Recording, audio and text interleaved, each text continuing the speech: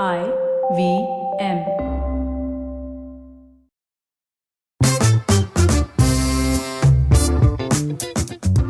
Beta Ramesh, क्या चल रहा है आजकल? Oh, sorry, wrong podcast. Welcome to Think Fast. How are you, Suchita? What's going on? How orchestrated was that? Beta Ramesh.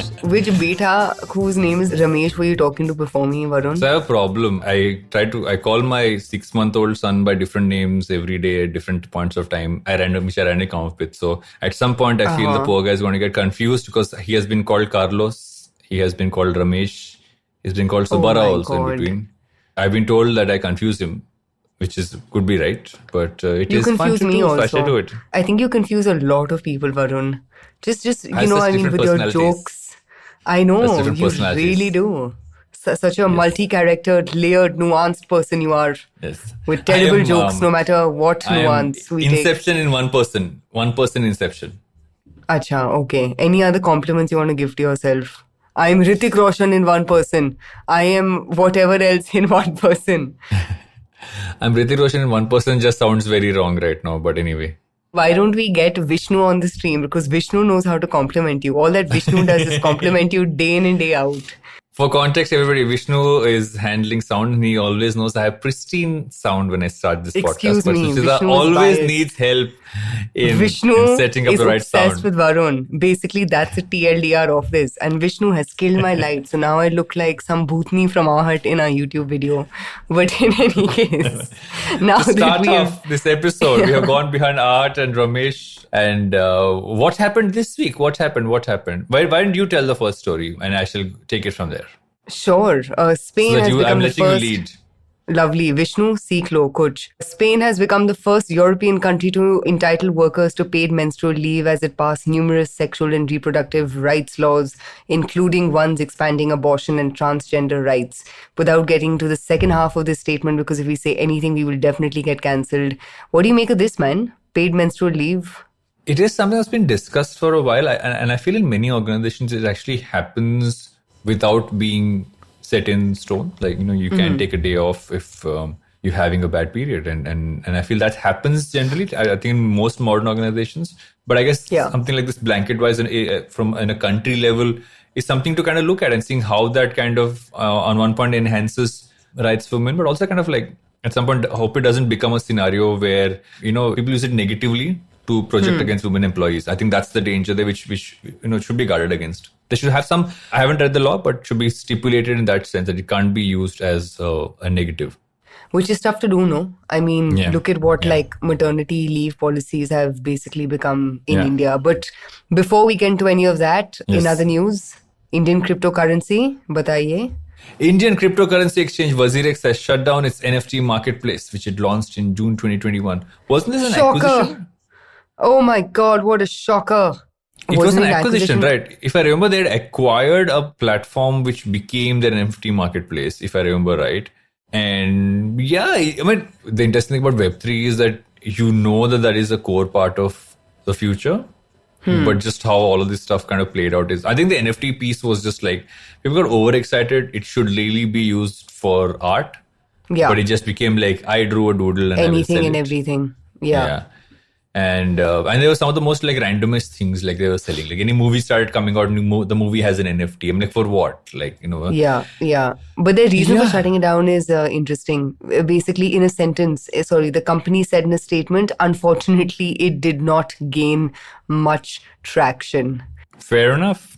Yes. Well, let's also considering how WazirX by itself, its trading volume has gone down by 76%. Last year. So I think overall across the board, because of how cryptos kind of behaved, with no wonder NFTs are like obviously not getting traction because even cryptocurrency is in a bad state. Yes, queen. Who do they thank for that? Who do they have to thank for this? That one person which we like to talk about occasionally. Definitely not Mr. Mukesh Ambani, because guess what he's doing? He is streaming the IPL cricket games for free. Oh. Wow. That's insane. That's like a baller thing to do, right? I bought the rights. I know you guys have been charging for this all the time. I'm just going to give it for free so everybody comes to my platform and hopefully will never leave because he's doing something else.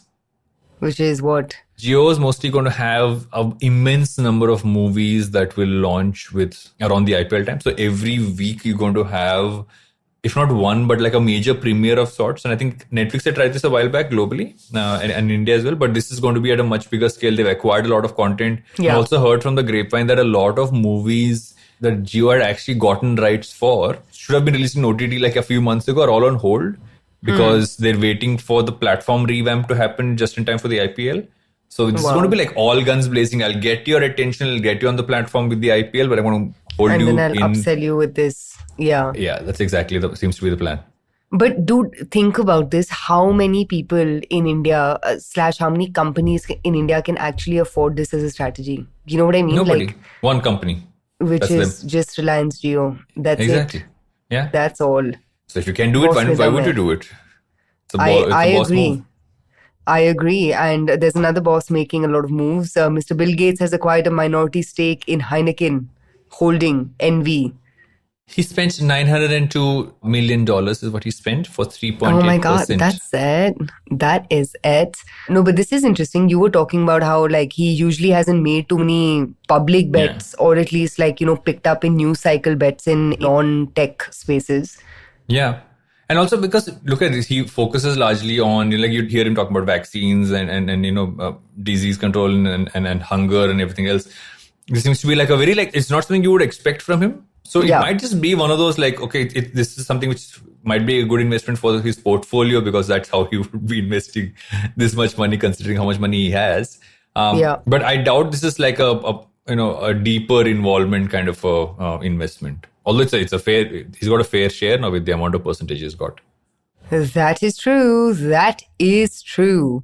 Moving on, chalo. Aage kya hua? Tech firm Byju has denied a media report that it was considering a plan to shut White Hat Jr., their edtech coding startup, which they acquired in 2020.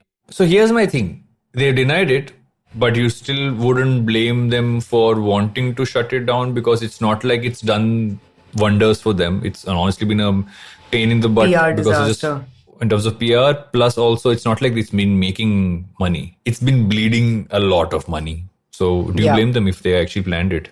I mean, your take on this aside, because 100% if they were planning for this, it would maybe not prima facie make sense because, and when I say prima facie, I mean, more in terms of like people's perception of this acquisition because they spent $300 million buying the company apparently in a mix of cash and stock, if I'm not mistaken.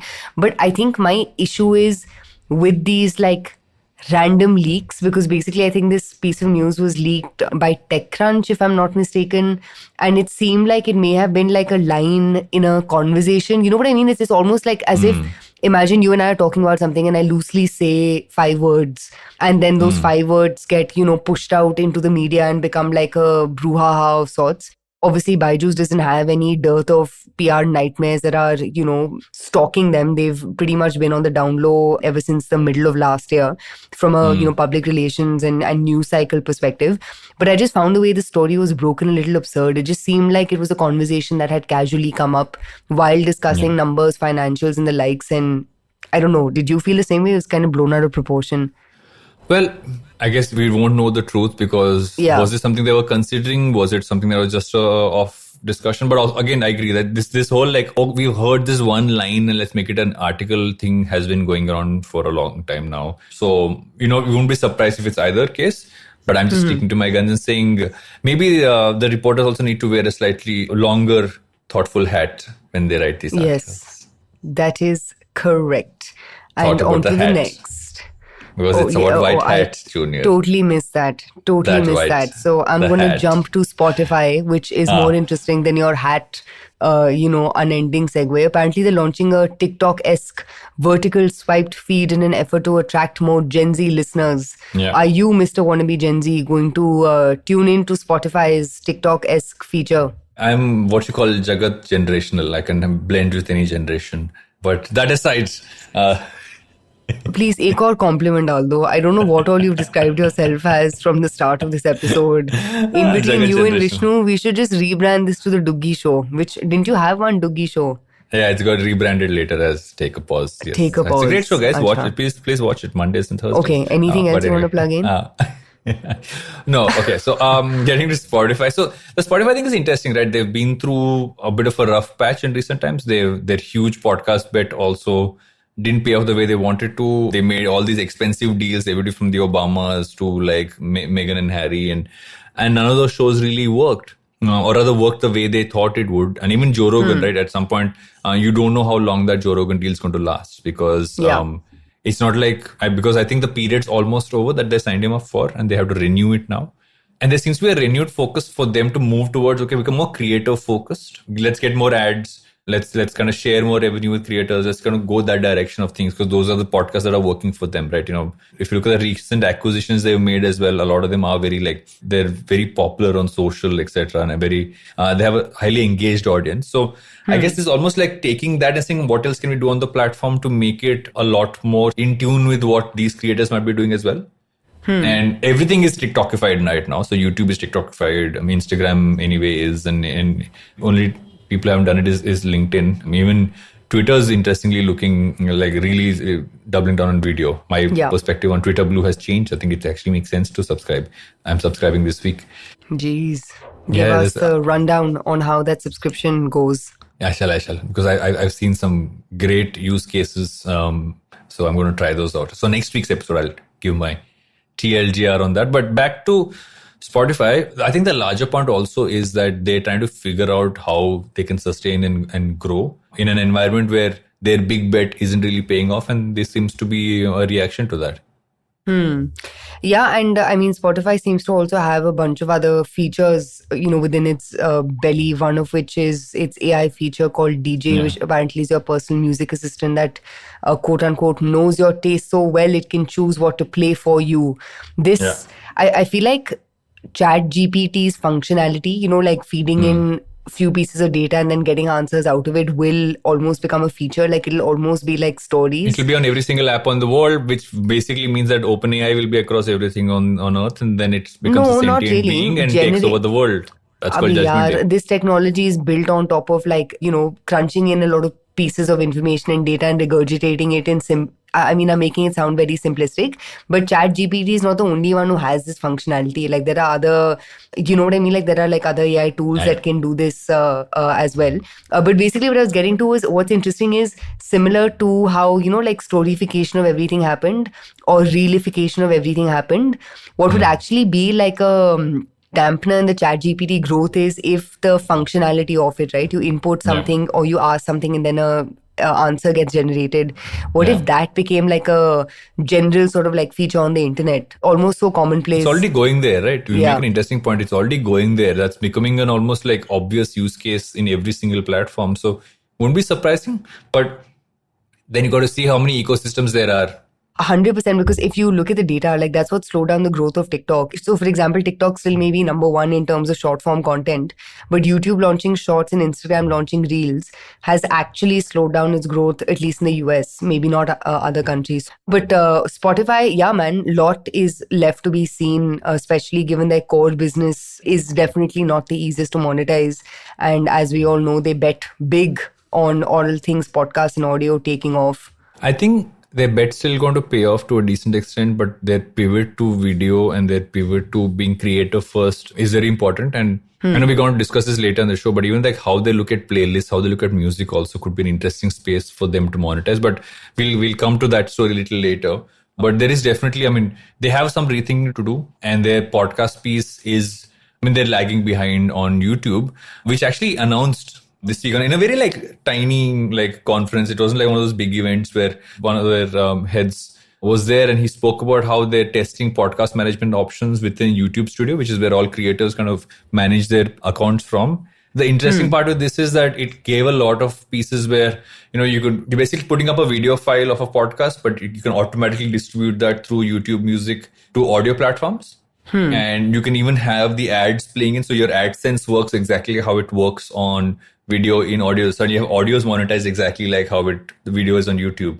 Interesting. A lot more data, and the depth of data you get on YouTube Studio is unmatched. just in terms of how far you can go. Like in India, you can literally go around district-wise, region-wise data in audience. So imagine getting that on a podcast, which is generally, if you look at all podcasting platforms, a bit of like a dark hole when it comes to the depth of data you can access. Yeah. So it's interesting they're doing this now, and they've anyway kind of spoken about a few things. Sometime back, the head of YouTube Shorts was on Colin and Sameer's podcast. And he spoke about one piece is that if you today have a podcast episode and you cut a YouTube short out of it using their remix function, you can actually link it back to the big episode. So for instance, I'm watching a YouTube short, I finish it, I can click on it, takes me to that episode in its full form. Yeah. And while today you have to do it in app, they might build up, they're looking to build that up as a functionality that becomes something you can upload. So you can upload a YouTube short from your episode and it works as a discovery tool for your main episode. So think of just the way that is flowing. And you would then say that YouTube is the ground zero of podcasts, especially the kind which don't require, let's say, larger narrative like fiction, etc. But it's going to be very interesting to see how, on one end, YouTube's really figured this one out, and Spotify on the other end is really trying to rethink how they do this. Yes, long live radio. And very quickly, other pieces of funsy news is the United States is nominating former Mastercard CEO Ajay Banga to lead the World Bank. President Joe Biden announced on Thursday. I am so happy. I'm just genuinely very happy when Indians succeed. And he was also a very good CEO at Mastercard, right? Oh, gangster. Man is phenomenal a gangster. CEO. And speaking of non-phenomenal CEOs, Bollywood star Akshay Kumar, who has often faced criticism over his Canadian citizenship, says India is everything to him and that he has already applied for a change of passport. Do you believe Mr. Akshay Kumar? His movie also bombed at the box office this weekend, so not a great time for Akshay Kumar. What movie did he come Selfie that came out with him and Imran Hashmi, but didn't do well. He hasn't had a good run at the box office for a while. He hasn't had a movie run well for him in a while now. What do you think of Zomato's new service called Everyday Man, the one that offers home-cooked meals starting at INR 89? Sometime back, there was this whole phase of having home chefs put stuff out there, right? And there was also a push. I think it was early COVID, if I remember right, or I don't remember if it was before that. I guess it's an extension or something to add to that. I mean, Zomato always keeps trying newer things. They always keep adding something, taking something off as features. But this is interesting. Again, it comes down to the quality, comes down to the fact that is someone actually going to order this versus just ordering something else. So I think there's a lot to see in terms of just how much volume they can generate from this, from maybe non-urban markets. Because I think in the urban space, it makes sense because people are coming to larger cities to work. But if you're scaling beyond that, is this really going to be something you do in places that are not let's say, central metros is my only question. Yes, Zomato has a way of staying in the news 24/7, so I'm not going to give the story more oxygen. Always. Airtel is engaging with PayTM to explore the sale of Airtel Payments Bank in exchange for shares in the younger financial services firm. It seems to be a interesting thing for Airtel to really consolidate and really sharply focus on their telecom business, right? So they've I'm guessing some ways, even Wink is no longer there, right? Is Wink still around? So I haven't heard anyone speak about Wink in a while.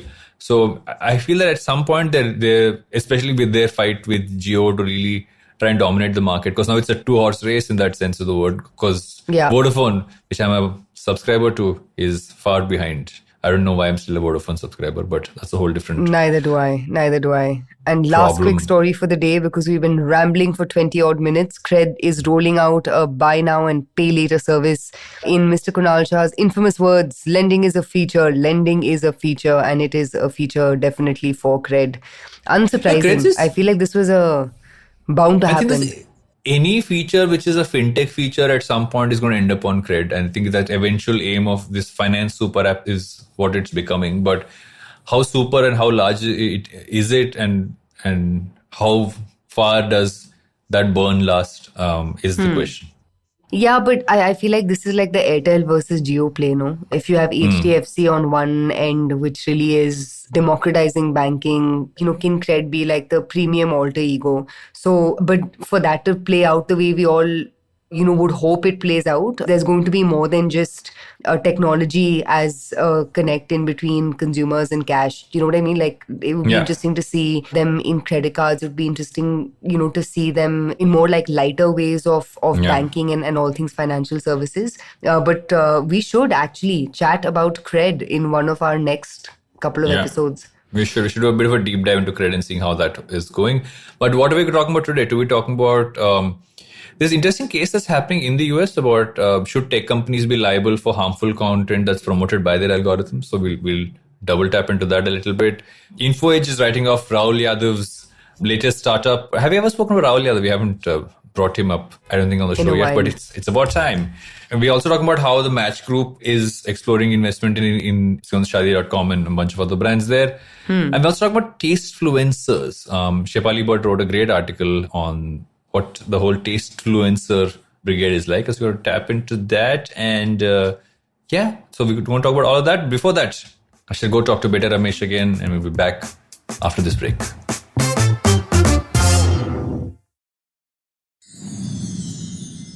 Welcome back to Think Fast with Ramesh and Roshni. Oh, sorry. Oh my God. This is going to go on, isn't it? This is really going to go on for a while. This episode's trend is I just have random names. Whoever is Ramesh, please don't mind. But what is the first story? What is the first story? Should tech companies be liable for harmful content promoted by algorithms? This is basically something that's happening in the US where the Supreme Court is hearing, arguments in a case versus Google. There's a lawsuit that basically comes from the fact that a 23-year-old college student was killed by Islamic State gunmen in Paris. And so the whole point is that this happened because the algorithm promoted certain content, which was put out by these gunmen and associates. And so in some ways, they are also liable for what happened. This is the case. And they're actually hearing this case. We haven't had a case where any platform has even been brought into court to, in a way that they would actually be made to defend themselves in this case. Because, they've always had this whole scenario that we are not liable for the content. We're not content or a media business. We are platforms that people share stuff. So this seems to be an interesting moment. How far that goes is anyone's guess. So what's your first reaction to this? So I think evidently this is not going to go anywhere, because if you look at the context of the US, First Amendment, free speech is such an integral part of the way the book of law is not. They also have something called Section 230 as well, about just what tech companies can allow and not allow. Exactly. And I think because everything is so entrenched in this, whole thingamajig of like freedom of speech, cases like this, they may create a little bit of like brouhaha, but they will never ever see the light of the day in terms of, changing of laws.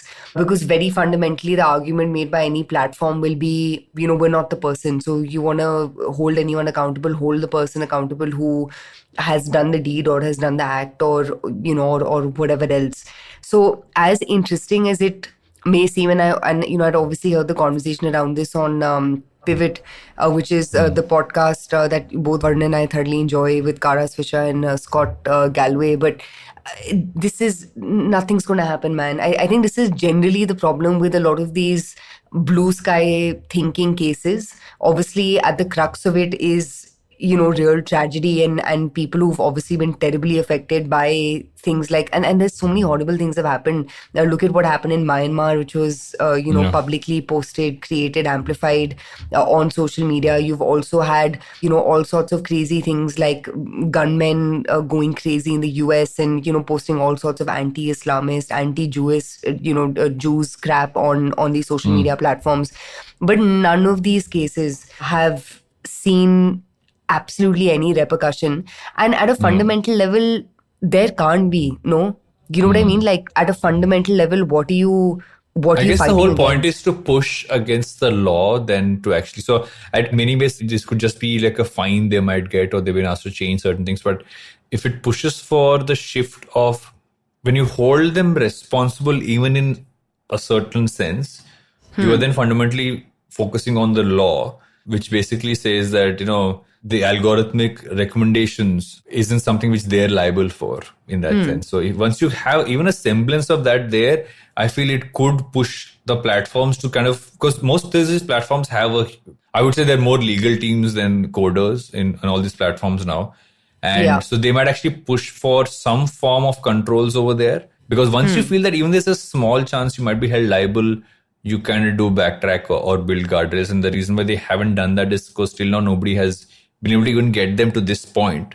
So I guess that's the only thing I see coming out of this is that the fact that this has actually gone this far and hopefully will go a little further, you will have some corrections kind of coming in. But again, I agree. I don't think there'll be much that will happen beyond just like, that could be the best outcome you could get out of this, nothing more. Yep, this is not going anywhere, guys. So we can debate this endlessly, but it really is not going to see the light of the day. Talking of seeing the light of the day, InfoEdge is writing off Rahul Yadav's latest startup. See that? Good segue. Congratulations. You didn't call him Ramesh or Roshni or Ritik. Ramesh Yadav. Oh, sorry. Rahul Yadav, yes. So InfoEdge is a company that still owns 60% of Yadav's latest startup, which is 4B Networks. No longer sees any value. It has written it off. They own 60% of the company. Again, basically is another property tech venture that he started less than 3 years ago. It was his comeback vehicle. It was supposed to become a Zomato or Uber or Ola of real estate. Is there another or that can be added there is my question. Can it be? What other ors do you want to add to this or of real estate, Suchita?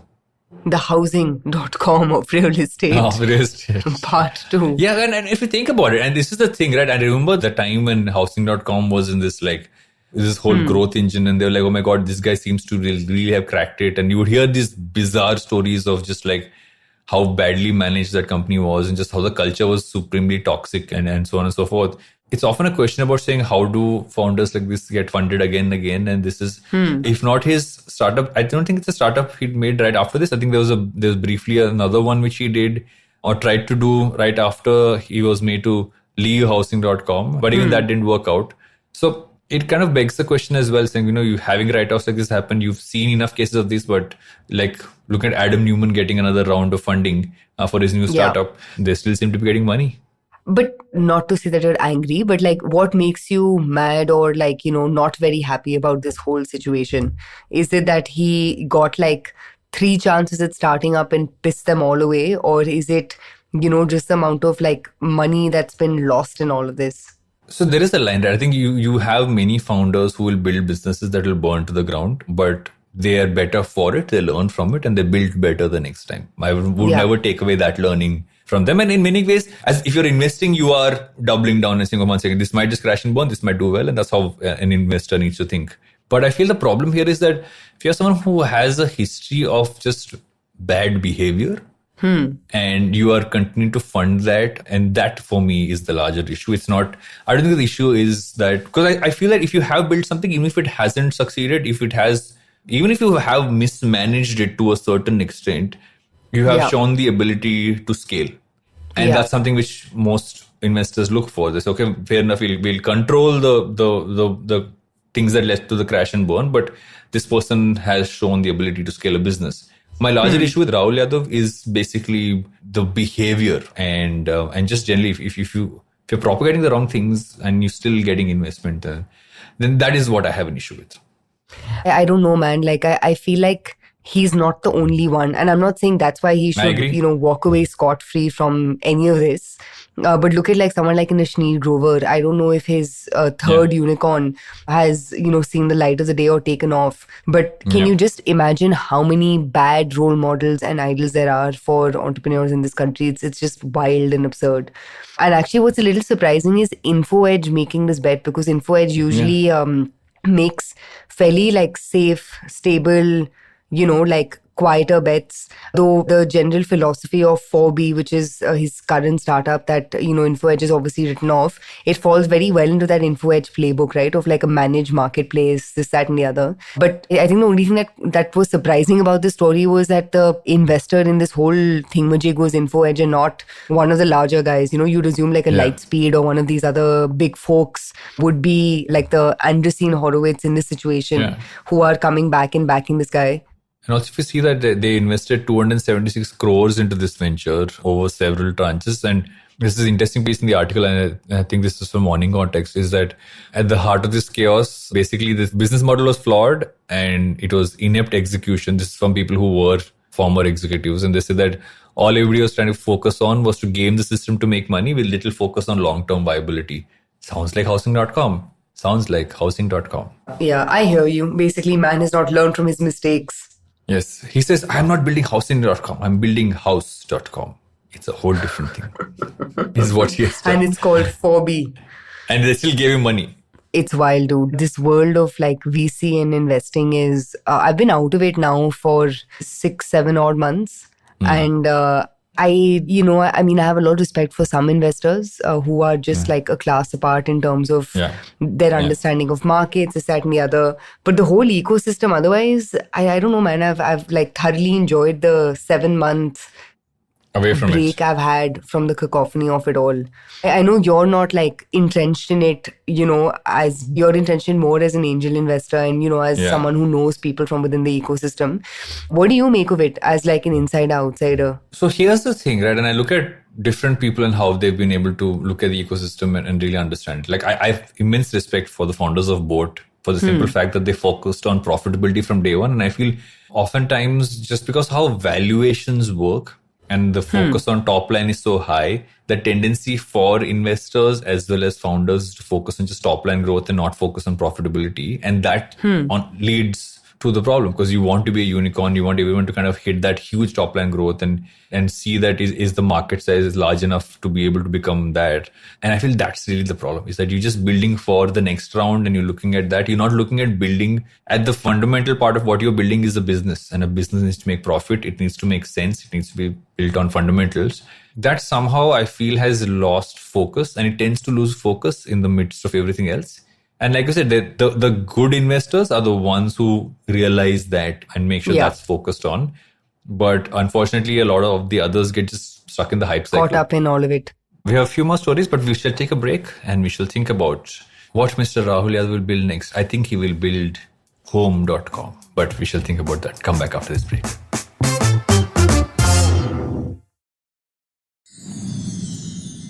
Welcome back to Think Fast, where we're now talking about this interesting milan of Match Group and Shaadi. It's an interesting match. The Nasdaq listed Match Group, which owns everything from Tinder, Hinge, Match, OkCupid, Plenty of Fish, which is a platform I did not know about. And our time, they're considering an investment into Shaadi, which is the Anupam Mittal founded company, and it seems like they're trying to complete the circle. Meet on Tinder, eventually get married. All they need is diapers.com. Yes, and now that you've rehearsed that joke at least thrice and very adeptly delivered it to the earbuds of our listeners. No, I think this is great, man. And also for a country like India, I feel like if you're not playing the marriage game, then what game are you actually even playing at all? You know what I mean? Like it all comes back to that. I feel like platforms like Tinder, Bumble and all are cool, but I think they're still very tier one-ish platforms. I can't imagine, like Sarita and Hoshiarpur, like, swiping left and right on Bumble to find a match. So TLDR, great bet. I think this is a great bet, man. And very, very nicely made also. I like that they've figured out their groove in India. You know what I mean? Like Tinder's been in India for a while. They've launched their suite of products one step at a time. And this is a nice, like, full stop to their journey. Yeah. And if you see this, that they've actually announced a revamp leadership team when they've said they have 4 key businesses. There's Tinder, Hinge, Asia, and Evergreen and Emerging. Which is an interesting way to kind of break things up, right? Is that Asia and Evergreen is one category, I just to kind of clarify. And so it seems to be an interesting way for them to say, okay, we got to deal with each of these in different ways. But it seems to be that they've also understood, like you said, how to look at different markets differently and understand cultural nuances and play to that. And looking at this kind of a breakup, it makes total sense for them to look at Shaadi. Yeah. Also, I mean, if you look at the age group, right, in India, let me run with an assumption over here. I'm assuming the average age, not the, tier 1 alpha consumer marriage age, but I'm assuming the average age will be in between that 24 to 26, which would be the dating game in any other country. You know what I mean? Is like the marriage game here. So this, to appeal to that consumer who's sitting in the middle, in between that 24 to 27, is slam dunk. Winner, chicken dinner. I would give a consumer perspective, but I have no consumer perspective because in my time we used Kabooters. After Kabooters seems to have been Tinder, but I missed the Tinder bus. I only did Kabooters. Great. joke. You've also used this the second or third time in Think Fast collectively.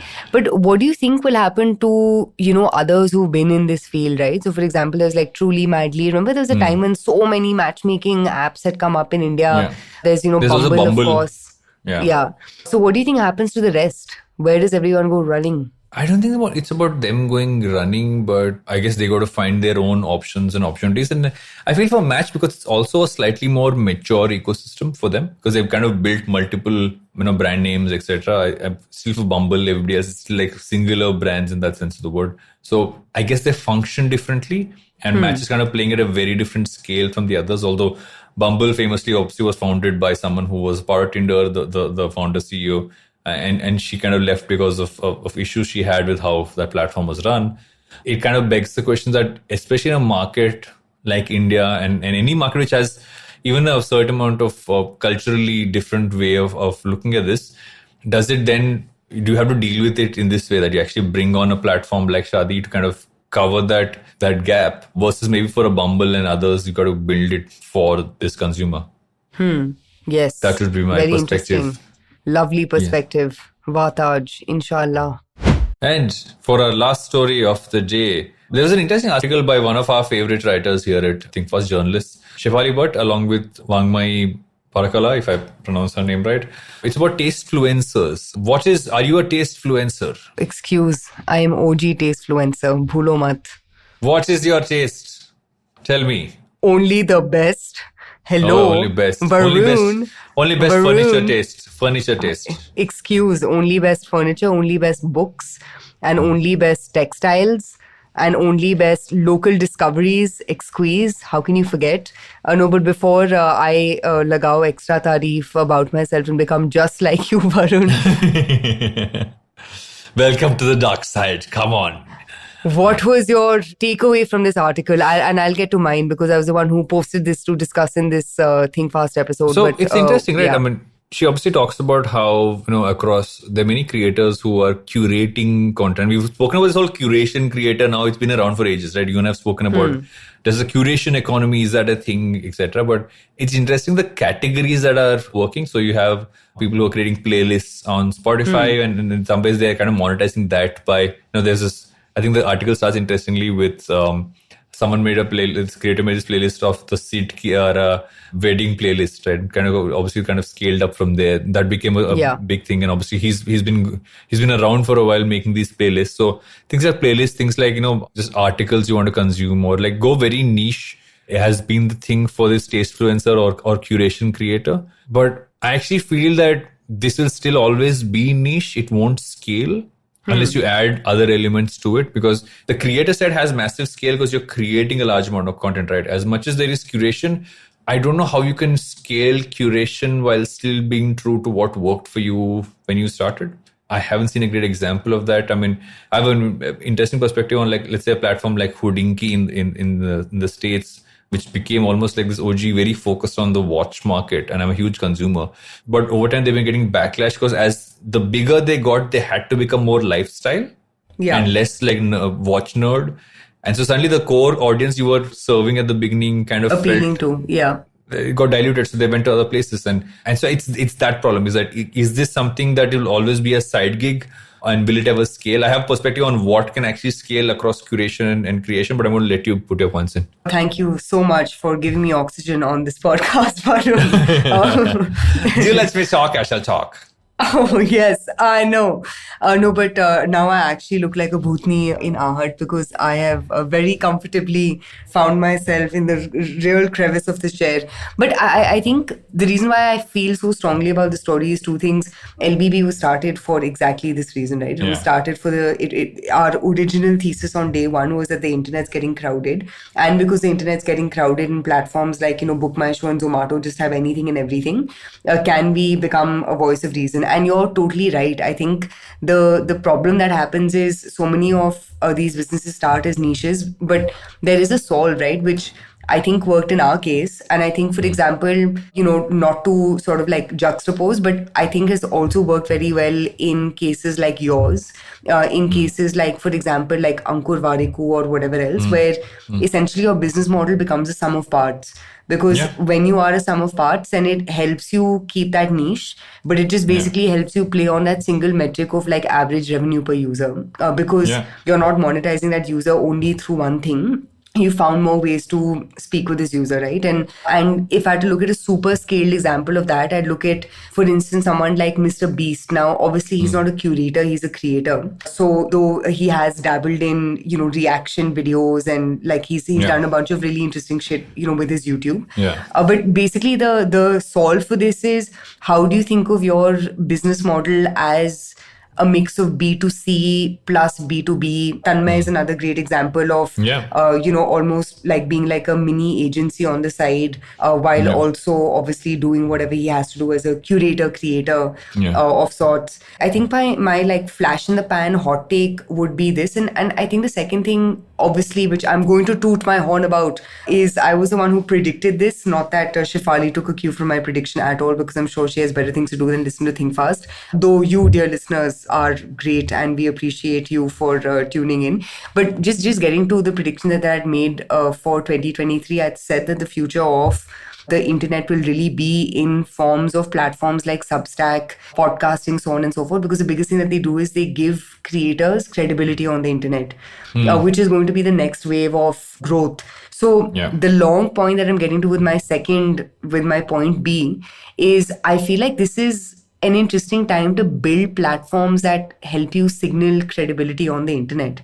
I know I like briefly alluded to it in our last episode recording, but I feel like there has never been a better time to enable others to have a share of voice on the internet than right now. So I don't know if you have anything to add to that, but those would be my two pieces. So there are two things, right? One is to mention Tanmay, and I feel that at some point at the cross section of creation and curation is the reaction video space. There's so much content happening in the reaction space. Their entire creators who built, literally their entire content just on reacting to things. And you see that reacting to everything from a new trailer. One of my favorite examples from like just literally fandom, right, is that there's a channel called New Rockstars. And what New Rockstars does, now there are multiple channels they have, is they react to every single movie trailer, every movie that's come out. They have so many things they do, but just like reacting to film collateral that comes out. Obviously, a lot more in the nerd space. We'll have stuff around, let's say, Marvel and DC and everything else. And now they're going beyond that to doing even other trailers, etc. So again, you're still curating. You are curating the information together for me to understand context before I watch a movie, or understand the Easter eggs that I might not have spotted in it and stuff like that. Otherwise, I would have to go research all those things. But I feel what it also brings is, at the simplistic level, what Tanmay does is a great example. Every week, he just collates together some of the best memes online, and 4 people on a Zoom call are just reacting to it. And all the whole audience, including me, is just laughing with them. That at the most basic level is the reaction video example, which works well. You're curating it, but you're also reacting. So you're making the consumer feel like they are part of the same community and the experience. I feel that's the soft spot to hit scale, is you have to figure how the reaction can work. How does the community aspect come in? Because with newsletters as well, what really works is recommendations of what you can kind of read, etc. But more and more, because of the volume of newsletters available, how do you again build interactions? How do you build community? How do you get people to engage a lot more? I feel, you're seeing that if you can kind of cover that curve of community is when you can build curation further. But if you don't have that, it's going to be, you don't know how much you will retain that audience. And there's one more piece, and I know a few startups that are doing stuff in it. I'm an early investor in a startup that was initially called Supershare. Now it's called SSUP. This is a company called Supershare, which I'm an early investor in. And what they're actually kind of solve for is to use the link in bio and an entire platform piece where you can actually have people and fans really engage with your content, and they as curate your consumers and can actually interact with your content and become curators for other people to discover your content from. It's a very interesting piece. It's in very early stage testing, should be out for a certain set of people starting next month. So once that's out, I want to see how that plays out, because you're slowly seeing the fact that if I am a consumer of your content, I want to be more involved in yours. And if I almost become like a super fan who's curating more of your content, do I get something from it? And that's what companies like these are solving for. And I'm kind of bullish on that. The fan becoming the super fan to becoming the curator. And I think that could be an interesting evolution of this. And I think the other angle related to this SUP example, right, is everything doesn't have to be a full-time job. Some things are actually best kept as side hustles. So, for those of you who are tuning in, one of you, may thoroughly enjoy watching a lot of movies, or may really enjoy, reading a shit ton of books and posting summaries of those online. I'm just saying things that you're passionate about could very well continue being exactly that, right? Just great passions. And I feel like if models like this, right, whether it's, blogging, or you see so many fashion blogs making a big comeback. Yeah. In fact, there's this very good article on Business of Fashion about these new age fashion bloggers. Like, remember when we guys, I don't know if you used to do this. Were you ever Tumblr user? Briefly, not for too long. So do you remember the sartorialist? Like that of course. I still follow him on Instagram. See, there you go. So people like him really became like breakout stars on platforms like Tumblr. Yeah. But same thing, right? Like that doesn't have to pay 100% of your bills. But so my thing is this: compare him to a diet Sabya, and I'm like, that's just taking that but adding a little bit of a layer on top of it. Like, he's not doing commentary, but you're going to it for the visual, but the layer you add on is to make that into diet Sabya, is what I think is interesting. And where do you go with that? And with that, you can actually kind of build more pieces of content and figure smarter ways to monetize as well, right? Because it becomes like, would I pay for like an insider look into their perspective beyond this? Like, is there an OnlyFans version of diet Sabya? I would go for that. Get my goss. No, but oh God, jealous me. You're like really exciting the Jealous GenZ me and I are Diet us. Sabya fans. Oh God, I find them terrible. But there's this other really cool Instagram handle to check out called style.com. And this guy is like excellent. He's actually like the OG insider. He gives you insider tippany on the coolest fashion, not the coolest, but like on literally all the best fashion shows happening across all the top fashion weeks. And on this And note, with that, we're going to close the episode, but wait, we still have recommendations. We'll take a break, and me and Ramesh, I'm Ramesh, and Roshni will come right back. Roshni, who's sitting in Andhera.